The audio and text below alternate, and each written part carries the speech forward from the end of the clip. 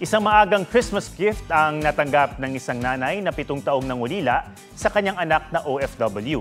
Ang kanilang madamdaming reunion, pusuan sa report ni Ian Cruz.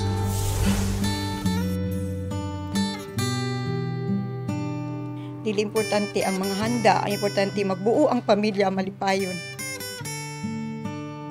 Yan ang simpleng Christmas wish ni Nanay Jocelyn Amoyo ng General Santos City. 7 taon siyang nangungulila sa anak na si Tani, isang domestic helper sa Malaysia. Ang hindi alam ni Nanay Jocelyn,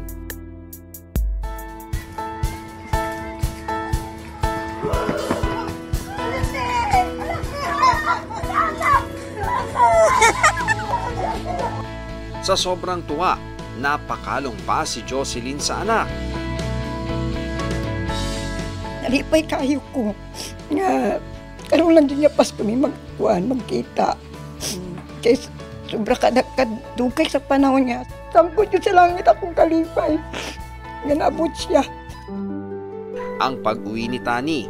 So, niabot akong birthday nga wala ko nag-expect nga si Amo. I-surprise ko nga tagaan ko libre ticket pauli. Wala ko nagsaba kay mama na wala git-surprise kay sila tanan.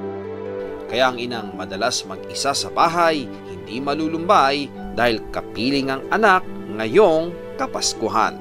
Ian Cruz nagbabalita para sa GMA Integrated News. Huwag magpahuli sa mga balitang dapat niyong malaman. Mag-subscribe na sa GMA Integrated News sa YouTube.